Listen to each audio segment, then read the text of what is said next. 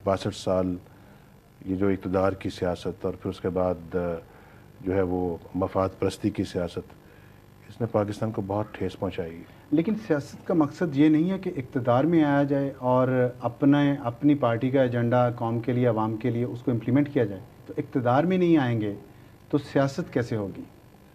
اب آپ مجھے بتائیں، قائد اعظم نے صرف اقتدار کے لیے پاکستان بنایا تھا؟ قائد اعظم نے پاکستان بنایا تھا ایک نظریے کی خاطر، ایک مقصد کی خاطر جو ذاتی اقتدار سے بہت بلند تھا. وہ تو چونکہ اس پائے کے کوئی اور لیڈر نہیں تھے تو انہیں پاکستان کا گورنر جنرل پہلا بننا پڑا. لیکن قائد اعظم کا ہرگز مطمع نظر یہ نہیں تھا کہ میں اپنے اقتدار کی خاطر پاکستان کو بناؤں. تو آج ہم پاکستان کو بنانے کی پھر بات کر رہے ہیں، اس لیے نہیں کہ میں پاکستان کا وزیر اعظم بن جاؤں یا میں پاکستان کا صدر بن جاؤں. اگر میں پاکستان کو اپنی صحیح ڈگر پہ لانے کے لیے اپنی خدمات ادا کر سکتا ہوں تو میں اس میں زیادہ فخر محسوس کرتا ہوں. مجھے دلی دکھ ہوتا ہے جب پاکستان ڈگر سے ہٹتا ہے. مجھے دلی دکھ ہوتا ہے جب پاکستان کے آئین ٹوٹتے ہیں، پاکستان کی منتخب حکومتیں ٹوٹتی ہیں، جب اسمبلیاں ٹوٹتی ہیں، عدالتیں ٹوٹتی ہیں، جج گرفتار ہوتے ہیں. دنیا ہمیں ایک مذاق سمجھ کے یعنی کہ دیکھ رہی ہے کہ یہ کیا مذاق اس ملک میں ہو رہا ہے. کیا یہ بات آپ کے جو اتحادی تھے، آپ تھے ہی کہیں گے، آصف علی زرداری صاحب، ان کو آپ اپنا یہ پیغام نہیں دے سکے؟ کیا آپ ان کو کنونس نہیں کر سکے کہ پاکستان کے حالات بدلنے کے لیے وہ تو سمجھتے ہیں کہ اگر ججوں کو بحال کر دیا تو آپ کو سیاسی فائدہ ہوگا؟ اسی نظریے کی خاطر، اس کی تکمیل کی خاطر پیپلز پارٹی کے ساتھ ہم نے مری ڈکلریشن پہ دستخط کیے تھے. اس میں میرا ذاتی ذکر تو کہیں نہیں تھا، صرف یہ تھا کہ جج بحال ہوں گے اور پھر ساتھ یہ بھی تھا ڈکٹیٹرشپ سے پاکستان کو نجات دلائی جائے. چارٹر آف ڈیموکریسی جو میں نے اور محترمہ نے آج سے 3 سال پہلے جس پہ دستخط کیے تھے اس کو عمل میں لایا جائے، پاکستان کے دستور کو دوبارہ بحال کیا جائے. اگر یہ ہو جائے اور پاکستان ایک ڈیموکریٹک پاتھ کے اوپر جو ہے نا وہ راستے کے اوپر گامزن ہو جائے تو پھر پاکستان کو کسی قسم کا کوئی خطرہ نہیں ہے. خطرہ تب ہوتا ہے جب ہم ان اہداف سے ہٹتے ہیں، اپنی منزل سے نیچے ہٹتے ہیں. تو جناب میں یہ سمجھتا ہوں کہ اب سب چیزوں سے زیادہ ضروری یہ چیز ہے کہ ہم قانون کی حکمرانی کو پاکستان میں بحال کریں، اپنے اداروں کی جو تقدس ہے اس کو بحال کریں، عدلیہ کو آزاد بنائیں اور اس کے بعد پاکستان کے لوگ جو پاکستان کے اصل حکمران ہیں ان کو یہ احساس دلائیں کہ آپ کا ووٹ ہے جو حکومتوں کو بدل سکتا ہے، حکومتوں کو لا سکتا ہے، حکومتوں کو اتار سکتا ہے.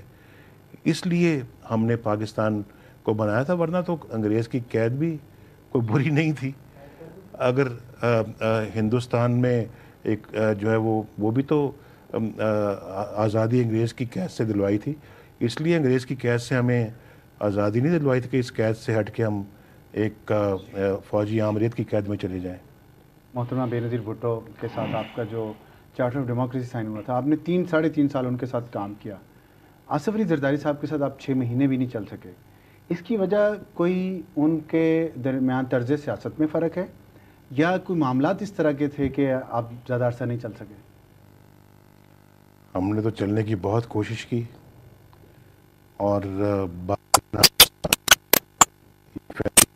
کرنا پڑا. اس کے لیے فیصلے میں آصف علی زرداری صاحب نے چونکہ اپنے معاہدوں کی پاسداری نہیں کی اس لیے یہ فیصلہ کرنا پڑا، ورنہ یہ فیصلہ کرنے کی کوئی ضرورت پیش نہ آتی.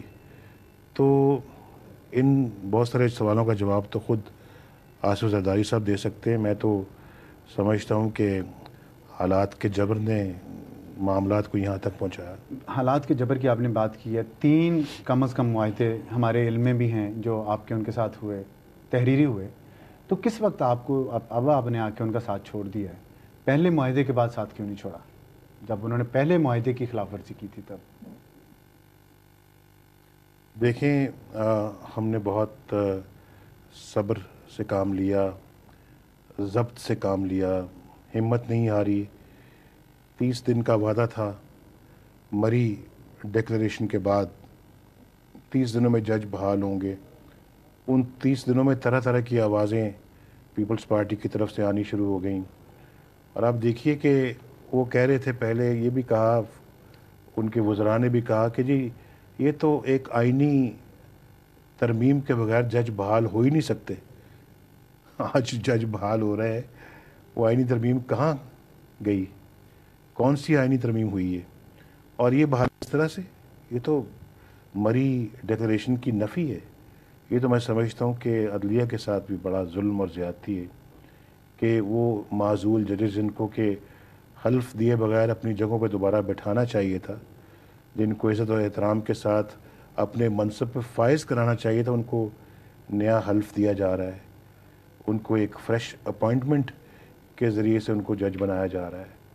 یہ تو میں سمجھتا ہوں کہ یہ قابل قبول نہیں، بلکہ میں تو یہ سمجھتا ہوں کہ اس سے تو یہ ایسا لگتا ہے کہ جو 3 نومبر کو پرویز مشرف صاحب نے جو اقدامات غیر آئینی اقدامات کی، جن کو وہ خود بھی غیر آئینی قرار دے چکے ہیں، ان کو ریکگنائز کر لینے والی بات ہے، ان کو ماننے والی بات ہے. تو یہ تو اس گناہ میں تو ہم شامل نہیں ہو سکتے. آپ بھائیوں کی طرح تھے، بہت ایک دوسرے سے محبت کا اظہار کیا بھی، دیکھا بھی ہم نے.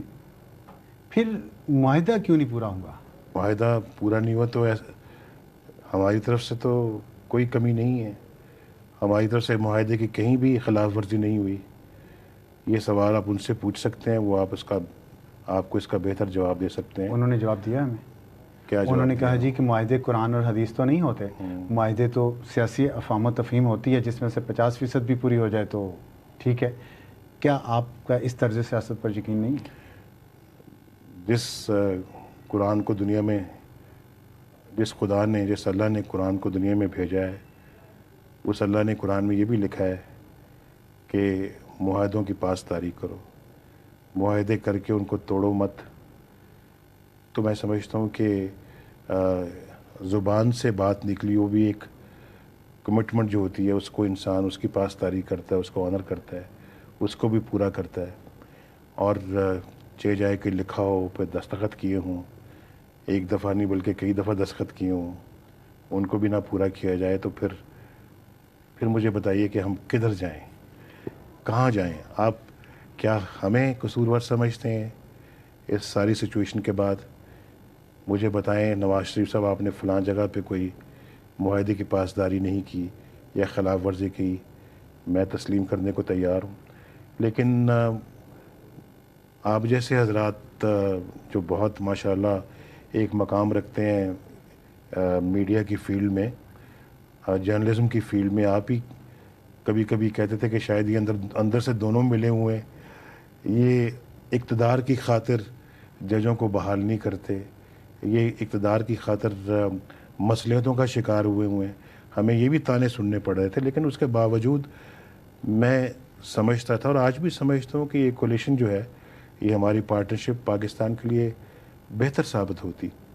لیکن جس مقصد کے لیے یہ پارٹنرشپ بنی تھی، جس مقصد کے لیے ہم نے ایک دوسرے کو پارٹنر بنایا تھا، وہ مقاصد ہی اگر ادھورے رہ جائیں تو پھر ظاہر ہے لوگ کل کو ہمارا گریبان بھی پکڑتے اور لوگوں کو بلکہ آپ شے دیتے کہ ان کا گریبان پکڑو اور ان سے جواب طلبی کرو. تو میں خود بڑا ڈس اپوائنٹڈ ہوں، مایوس ہوں اس صورتحال پہ کہ ہم نے تو، ہماری منزل تو تھی دائیں جانب، ہم بائیں جانب چل نکلے. ہماری منزل تھی کہ ہم پاکستان میں اس جمہوریت کو مضبوط کریں جس کے لیے 18 فروری کو پاکستان کے عوام نے فیصلہ دیا تھا. تو ہم اس کو مضبوط کرنے کے بجائے ہم اپنی ذاتیات کی طرف نکل پڑے ہیں، اپنے ذات کو مضبوط کر رہے ہیں. یہ تو ہرگز ہمارا مطلب نہیں تھا. آپ نے، آپ کی اور آصف علی زرداری صاحب کی یا پاکستان پیپلز پارٹی کے ساتھ ایک بیک گراؤنڈ ہے، ماضی رہا ہے، تلخ ماضی رہا ہے، اس کے باوجود آپ نے بھائی کہا، ان کو دل سے کہا تھا. میں تو بڑی نیک نیتی کے ساتھ، بڑی چاہت کے ساتھ، خلوص نیت کے ساتھ میں نے کام کرنے کا آغاز کیا تھا ان کے ساتھ. 5 مہینے ہو گئے، میرے دل میں ذرا بھی بدنیتی کبھی نہیں آئی. مجھے معلوم تھا کہ ان کا وزیر اعظم ہے، ان کا اسپیکر ہے، تو میں ان کی حکومت کو دل سے چاہتا تھا کہ وہ کامیاب ہوں اور پاکستان